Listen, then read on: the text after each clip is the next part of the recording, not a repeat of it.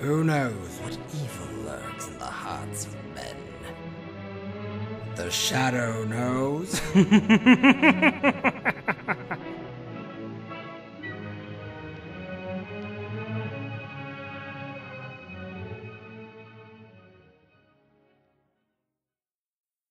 Ladies and gentlemen, welcome to our season finale of The Shadow, the mystery man who strikes terror into the very hearts of sharpsters, lawbreakers, and criminals. In this season's final episode, The Shadow will demonstrate to old and young alike that crime does not pay.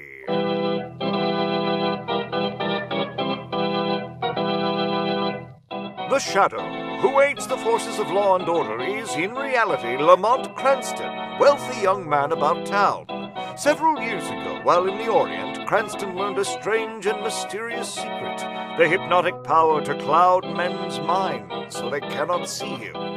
Cranston's friend, Margot Lane, is the only person who knows whom the voice of the invisible shadow belongs to. Today's final drama of the season is about a strange tale of death in a house full of hate. The Vision of Death.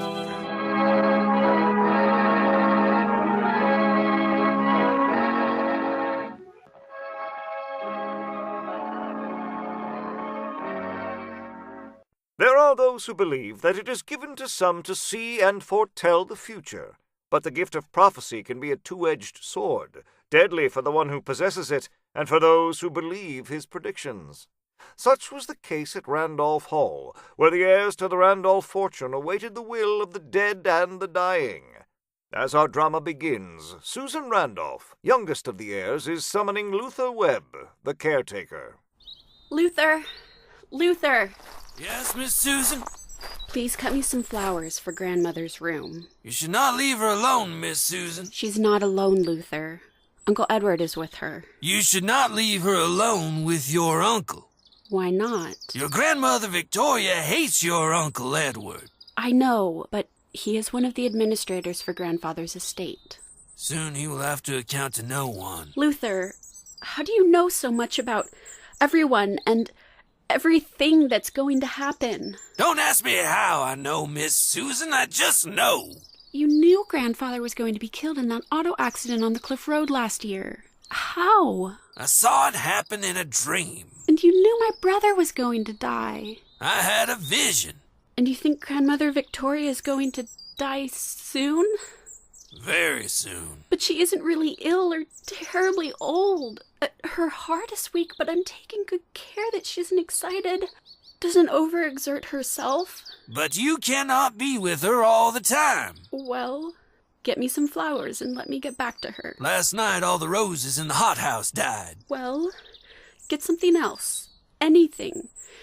She loves flowers. There's nothing in bloom. Nothing will bloom in this place. So filled with hate. Stop talking nonsense, Luther. If there are no flowers, it's your fault. Drive down to the village and buy some. Your uncle won't let me. I'll give you the money. Save your money, Miss Susan. You will get nothing from the estate. That isn't why I'm here. Why I'm looking after my grandmother. I know. You're the only one, so be careful, Miss Susan. And warn your friends to be careful. What friends? The storm is coming. Don't change the subject, Luther. What friends should I warn? The man called Cranston that you've asked to come here. Luther, don't tell me you know that from a dreamer vision.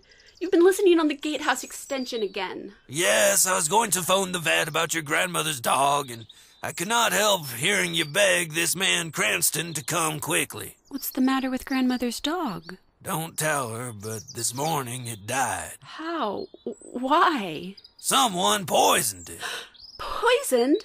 The storm is coming closer. It will be a bad night on the mountain. Never mind the storm.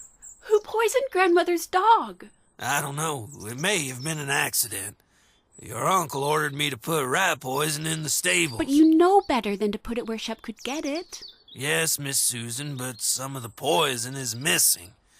And it did not take all of it to kill the dog. Thanks for the warning, Luther. I'll make sure Lamont Cranston and Miss Lane don't get any of it. A woman is coming with Mr. Cranston? Yes. Why? Then she must be the strange woman I saw in my dream. What about her? What's supposed to happen to her? There was an accident in a car on the road. What happened? I don't know. I was awakened suddenly by something. A cry in the night, I think. I'm not sure. I must go now if I'm to get the flowers from the village before the storm breaks. Wait, Luther! Wait!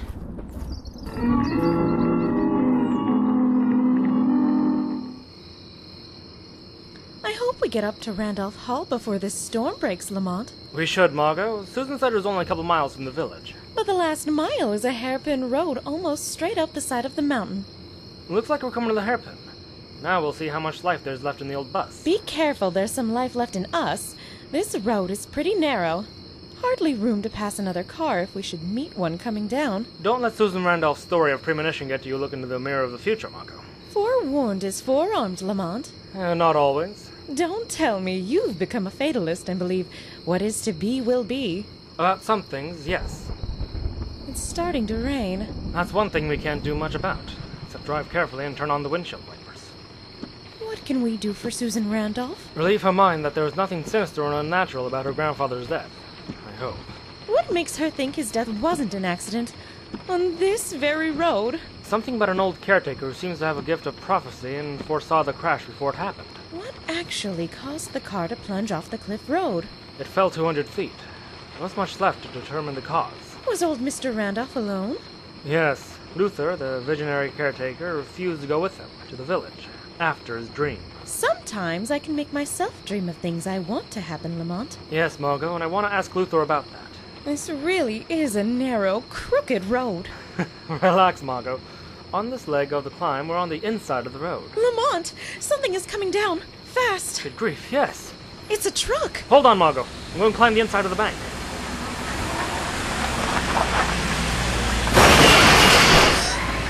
Lamont!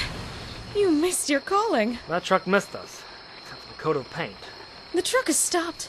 The driver is getting out. Yes. Stay in the car, Margot. It looks like it might be the Randolph's caretaker. He should pay more attention to his driving on a road like this. Yes. I'd like to know if he had any dreams or premonitions of this accident.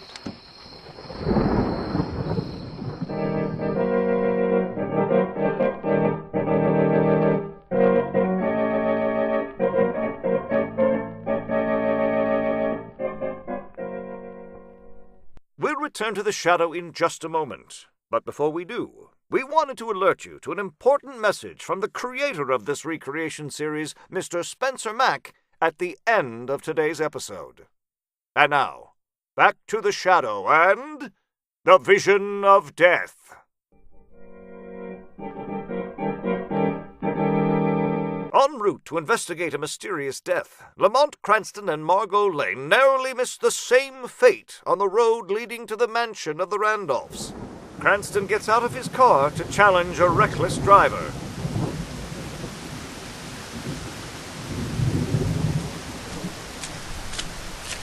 Hey, are you all right, mister? Yes, except for a scrap fender, but no thanks to you. This is a private road. And we're here by invitation. Then you must be that Cranston fella. And you must be Luther Webb, caretaker of Randolph Hall. I be. Why the big hurry down this steep, twisting road? Gotta get flowers for Miss Susan's grandma before the storm gets worse. Flowers? Is Victoria Randolph dead? Not yet, but it won't be long now. Another one of your visions. No, you make fun of me, mister. I had a dream about you and your lady friend, Miss Lane, too. And what happened in that dream? I didn't get to the end of it. Something woke me up. Something didn't let me finish it. Well, I suggest you do your dreaming when you're not driving a car. Because if we'd been on the other leg of the hairpin road, we'd have been on the outside. And your truck would have knocked us over the embarker. Are you saying I done it deliberate, mister? But isn't that the way Victoria Randolph's husband died? 'Twas not. His brakes didn't hold. He couldn't make the hairpin turn and he crashed over the cliff. I understand the police couldn't tell from the wreck what caused the crash. They couldn't. Then how do you know the brakes failed? I saw it happen in my dream. Before or after it happened? Before, and I warned him, but he laughed at me just like you're laughing at me now, like everybody laughs at me, but I ain't got time to argue with you. You wait and see. You just wait and see.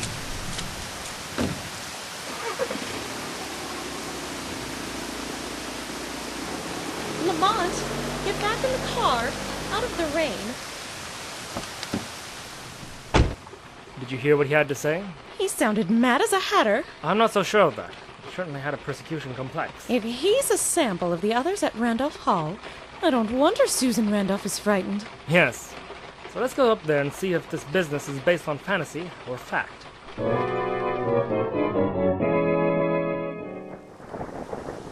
Susan? Susan, come here! I'm right here, Grandmother. Don't leave me. Don't leave this room. I won't. Does the storm make you nervous? Ha! I've weathered 1,000 storms. I'm not afraid of the elements. Then what's making you so nervous? So restless? Edward, that sniveling nephew of mine, that sanctimonious uncle of yours, What did he do to upset you while I was down in the garden talking to Luther? just sat here like a vulture waiting for me to die so he can pick my bones. And that Luther, there's another one can't wait till I'm dead. Why should Luther want you to die? He isn't one of the family. Because your grandfather left him $20,000. But he doesn't get it until I die. None of you gets anything until I die. I don't care about the money, Grandmother, and I don't see why Luther should care. He's as old as you are. Susan, my child, you're a liar or a fool. As for Luther, the older some of us get, the greedier we get. Susan, if that's Edward, don't leave me alone with him. Susan? Susan! Stop locking this door. Unlock it and let me in. Let him in. Just a minute, Uncle Edward. I'm sorry, but Grandmother wants the door kept locked. Stop humoring her. Aunt Victoria, why must you imagine everyone hates you? Because this has become a house of hate. Everyone hates everyone else, except Susan. And I'm not even sure of her. And well, you may be suspicious of her. Why should I be? Did she tell you she invited a couple of strangers to come here and ask questions? Pry into Uncle Harry's death? How do you know that? You seem to forget there are phone extensions in this mausoleum. Besides, your friend Cranston and Miss Lane are down in the library, waiting to start asking questions. Susan, have you dared ask anyone to this house to question me? No, Grandmother. Only To examine me? Have me declared senile, incompetent, insane? No. Only because I'm afraid. Afraid I won't die soon enough? That isn't true. Get out! Get down and get those people out of my house! But Grandmother, you asked me not to. Never mind what I said. You're as bad as the rest. Get out! Get those people out of my house! You heard your grandmother. Grandmother, won't you please see them? Talk to them for just a moment? No! Get them out! Please, Grandmother, your heart. My heart will outlast the lot of you! Get out! Then let me give you your medicine before I go. No! I don't trust you! Sorry, Grandmother. So sorry. Don't worry, Susan, my dear. I'll give your grandmother her medicine and tell Cranston and Miss Lane to be very careful going down the cliff road in this storm.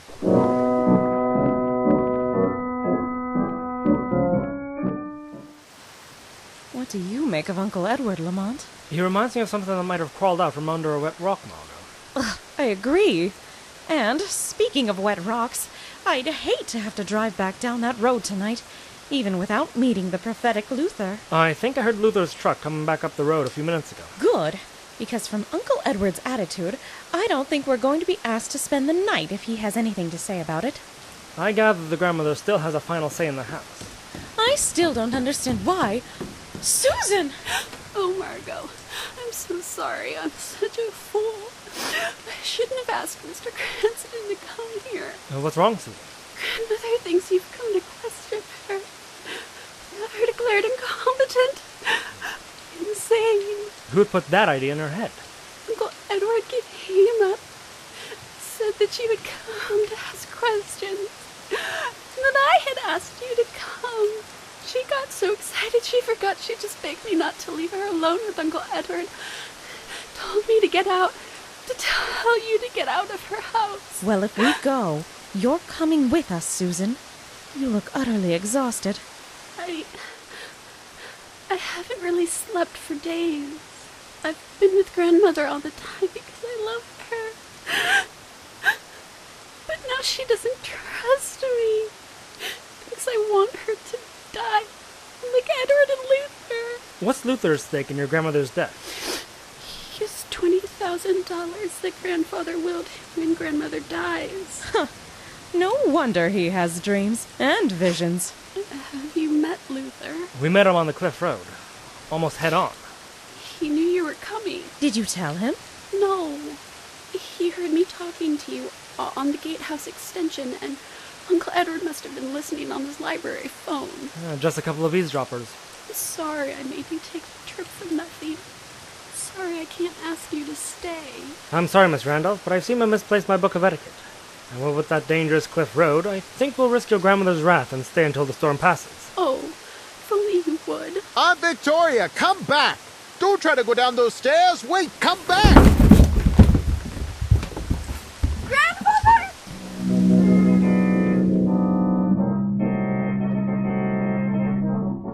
Called to the isolated mansion of Victoria Randolph, a wealthy old matriarch, by her frightened granddaughter, Lamont, Cranston, and Margot Lane arrive in time to witness the fulfillment of a strange vision of death. Is she dead, Lamont? Yes, Margot. Of course she's dead, and it's all your fault, Susan. Poor Grandmother. Can't we do something? Carry her back upstairs? Of course. Just a minute, Miss Randolph. I don't think you better move the body until the police arrive. The police? Why should the police be called? She fell down the stairs, rushing down to order you and Miss Lane out of her house. Well, I don't think she fell. How can you think anything, Mr. Cranston? You didn't see her stumble and fall. You were in the library. I saw it. I called to her. Tried to stop her. You must have heard me calling to her. Yes, you shouted loud enough for us to hear you.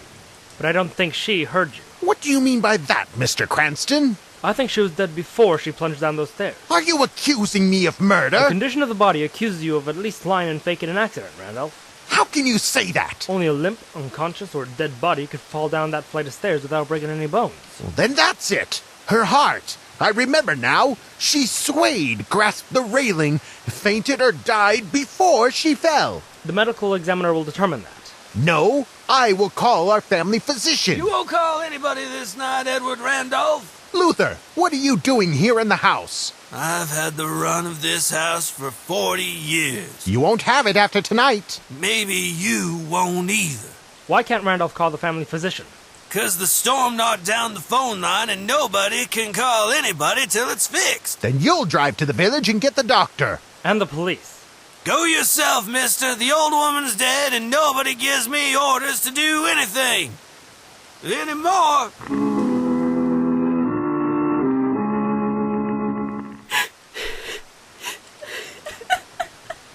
Poor Grandmother. It's your fault, Susan. You deliberately upset her by bringing strangers here. You caused the heart attack. Killed her. No. No. Yes, so get out of this house. I am master here now. Get out and take Cranston and Miss Lane with you. Now, that's a good idea, Randolph. Come on, Margot. Get a coat and pack an overnight bag, Susan. All right. But must we leave Grandmother lying there like that? Yes, hurry. All right. I'll get my things. I'll go with you. Make sure you don't steal Aunt Victoria's jewelry. Edward really must have crawled out from under a wet rock. Better go up with him, Margot. I don't trust him. I'll go bring the car up to the front entrance. Better make sure it hasn't been tampered with.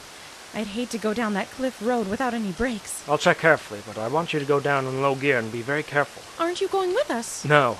Edward was much too anxious to get rid of us. I think he has some unfinished business. I want to be there when he settles it. What kind of unfinished business? From the way Edward and Luther snap at each other, there's no love lost between them. And the old lady's death should bring it to a head. Tonight. Is the shadow going to take a hand? Yes. I think Luther, with his dreams and visions, will be in a receptive frame of mind to talk to the shadow. If you can find him. He seems to live in the gatehouse on the top of the cliff road. And slow down and drop me off there. All right, Lamont. I'd better go up and see that nothing happens to Susan. Good. I'll get the car. Then notify the police, while the shadow puts Luther's visions to the test.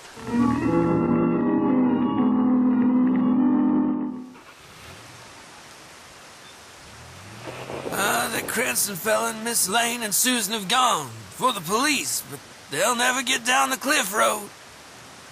A rock slide will catch 'em. Randolph, he's come to make a bargain. He don't dare stop me. He'll have to help me. Come in, Mr. Randolph. The others have gone. Now we can make a bargain between us. What kind of bargain, Luther? Who laughed? 'Tweren't Edward Randolph. T'ain't nobody. Perhaps it's another dream, Luther. Another vision. I don't see nobody. No man sees the shadow, Luther. Shadow? What shadow? What do you want? I want the truth, Luther Webb. The truth about your dreams and visions. Were they dreams of things you wanted? Dreams that became reality because you made them happen? No, I seen it coming. Like Harry Randolph's death on the cliff road. I knowed it was gonna happen, but I didn't make it happen. And Victoria Randolph's death on the stairs? I didn't have nothing to do with that. And what about the unfinished dream of disaster for Margot Lane? Were you going to make that happen by starting a rock slide with that iron bar and kill Cranston at the same time? How do you know so much, Shadow? I have no power to see into the future, Luther. But I have the power to blind your vision. Read the record of guilt written on your face. I ain't killed nobody. I only saw... Listen, Luther. Be silent. A moment ago you thought Edward Randolph was at your door. You planned to make a bargain. He's coming. Let him make the bargain. Luther, open the door! T'ain't locked. Come in. All right, Luther. That meddling fool Cranston and his friend Miss Lane and Susan have gone for the police. You and I better get our story straight about what happened to my aunt. I had nothing to do with it. But you saw what happened. I saw you standing in the lower hall when I shoved her body down the stairs. Yeah, but I didn't see what you did before that. I didn't really kill her. She got excited. Wanted to call Susan back. She did try to get out of bed.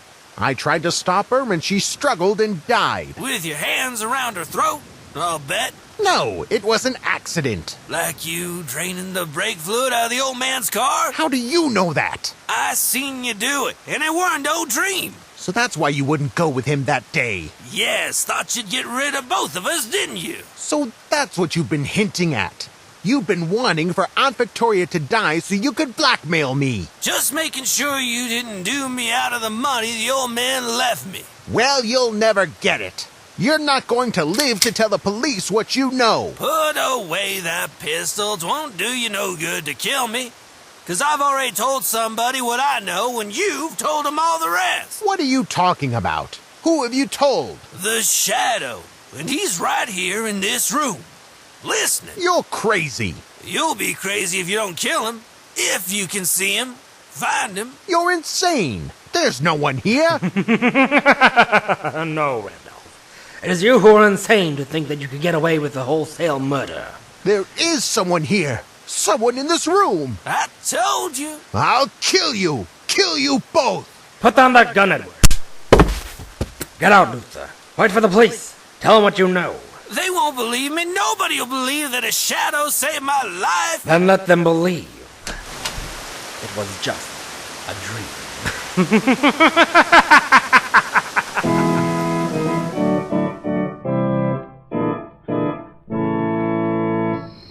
Look, Lamont! The storm has passed, and the moon is breaking through the clouds. And the human storm has passed for the Randolphs. What really happened up there at the gatehouse, Lamont? Didn't Luther tell the troopers about his mysterious visitor? Not a word. He turned state's evidence and confessed to seeing Edward Randolph tamper with his uncle's brakes and to seeing him throw Victoria's body down the stairs. But he didn't say a word about the shadow. I counted on that. He was afraid they would think he was insane. What made you suspect that Victoria was dead before she tumbled down those stairs, Lamont? Because we heard Edward call out, much louder than necessary, so we were sure to hear it. But we didn't hear Victoria cry out as she would have if she had fallen while rushing down the stairs, as Edward claimed. Yes, that's right. We didn't hear her at all. And I'm glad Susan learned from Edward's confession that her grandmother was trying to call her back before she died. Yes, Margot. Her grandmother's love and trust meant much more to Susan Randolph than all the money she will now inherit.